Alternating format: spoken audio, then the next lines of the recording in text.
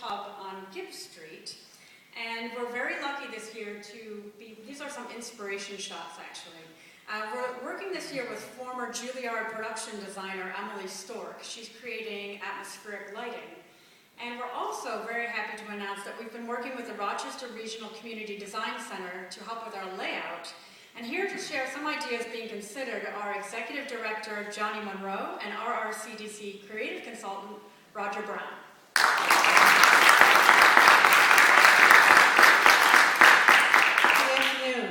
The Rochester Design Center works with communities around the 9-county region to help those communities realize their vision for the future and to improve the quality of their built environment. So we were really pleased to be asked to be involved with helping the Fringe Festival look at some design options for the Gibbs Street area this year. So Roger, welcome. This is Roger Brown, our Creative Director. Great, thank you, Johnny. Little did we know that when we did this sketch it was going to be accident up here on the thing. So this is also what happens when you choose an architect that works with a yellow supermarket pencil with an eraser. I am computer illiterate. At any rate, it's been a very big help, I think, to the committee, to Jen and Erica in laying out where some of their ideas and hopes for the festival and the festival site. And so we have been trying to give them ideas on, let's say, how to enhance the public realm aspect of Gibbs Street and the parking lot across from the YMCA.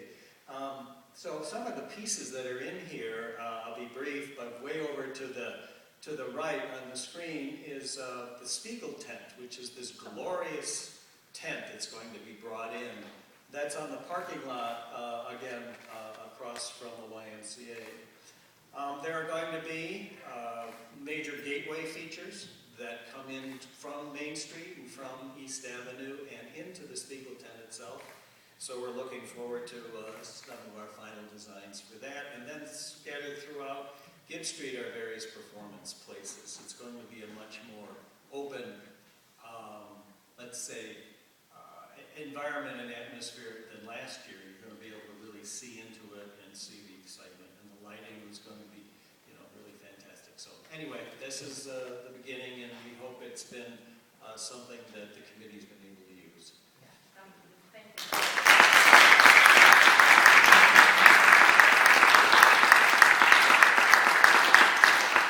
So you're probably dying to know now, what is a Spiegeltent?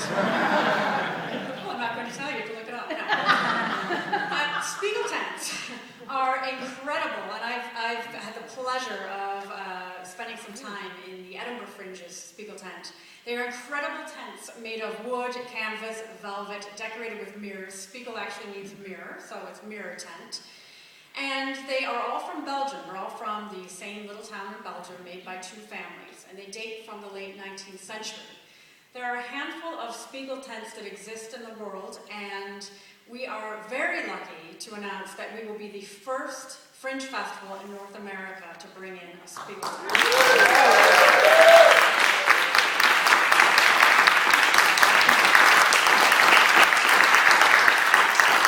There are very few of these tents left, as I said, and they are obviously in great demand. In fact, they're very popular in Australia, at many of the Australian festivals and at Adelaide Fringe. You're looking at photos right now of the Magic Crystal, which is the actual Spiegeltent that we will be bringing in this year, which will be placed on Block F, which is the parking lot at the corner of Gibbs Street and Main Street. It will be there for the Fringe's entire 10 days, thanks to a generous gift, a very generous gift from the Elaine P. and Richard U. Wilson Foundation. I just want to give them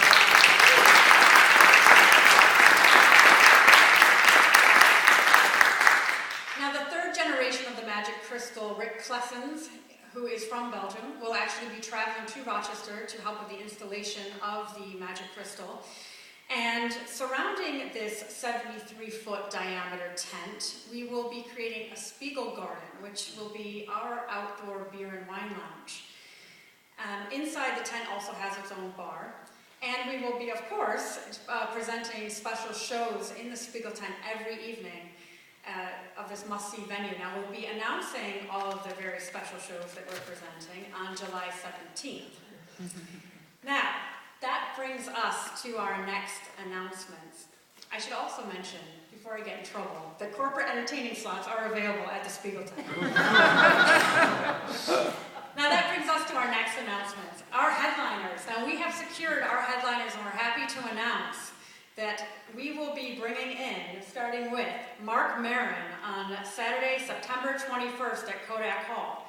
Maron is one of the hottest comedians on the circuit today and is the creator and host of the world's most popular podcast, WTF with Marc Maron. It's downloaded between 2.5 and 3 million times a month. And it features interviews in his home's garage with stars like Conan O'Brien, on whose show Maron has appeared a record of 48 times, Louis C.K. and Robin Williams. Now, Maron is also the star of a new sitcom on the IFC channel called Maron. He's truly a comedian's comedian, and we're very proud to bring him to Rochester.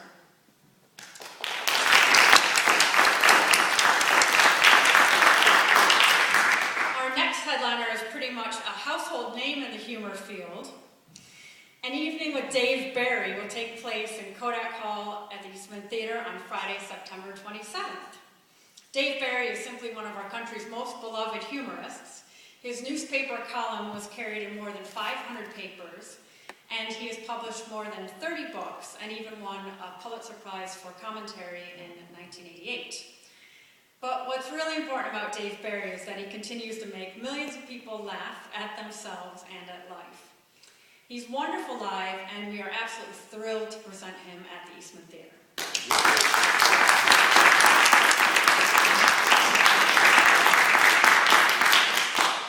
Now, tickets for both of these shows are now available. They will be available at 1:30 p.m. at the Eastman Theater box office.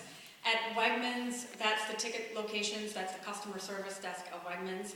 Online at the newly redesigned Fringe website, rochesterfringe.com, redesigned by We Make Nice Websites. And now, for our final headliner announcement. We're very happy to announce that vertical dance pioneers Bandaloop will return to Rochester on Friday.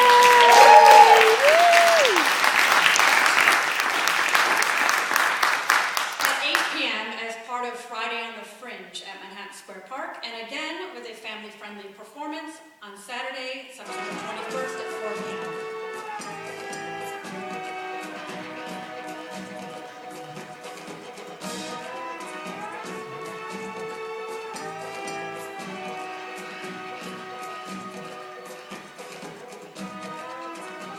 Bandaloop performs all over the world, as many of you know. They turn the dance floor on its side. Skyscrapers, bridges, and cliffs, astounding and inspiring, all who see them. More than 10,000 Rochesterians were enthralled by Bandaloop last year, dancing on the side of one HSBC Plaza at 100 Chestnut Street during last year's Fringe. Well, for those who didn't get to see them and have been kicking themselves ever since, this is their chance. And for those who did experience them, this is a chance to be amazed all over again.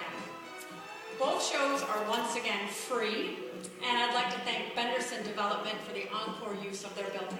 They will again be dancing on the side of one HSBC Plaza at 100 Chestnut Street. This Saturday, this is actually a video from their performance at one HSBC Plaza. The Saturday afternoon performance will be more family-oriented, and the Friday night show, as I said, will be part of a whole evening of free activities and entertainment in Manhattan Square Park from 5 to 9 p.m. called Friday on the Fringe. So we're very, very excited that Bandaloop will be returning. And by the way, we've just learned that Bandaloop is featured, I'm sure that most of you are regular watchers, of The Bachelorette at 8 p.m. I actually did catch last week's, I must admit. Guilty pleasure. So The Bachelorette, 8 p.m. on ABC, Channel 13. The troupe will perform tonight on the side of Anda's West Hollywood Hotel with the newest Bachelorette, Desiree Arson. So don't miss that.